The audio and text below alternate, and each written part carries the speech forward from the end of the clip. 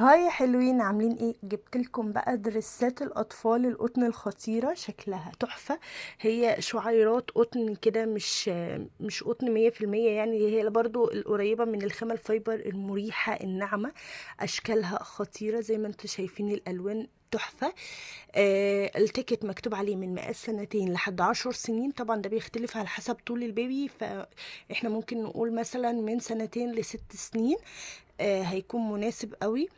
تمنه على قد الايد، زي ما انتوا شايفين الاشكال خطيرة ازاي بجد. الكاميرا كمان رغم الحلاوة اللي ظاهرة فيها الا انها هي ظالمة بجد.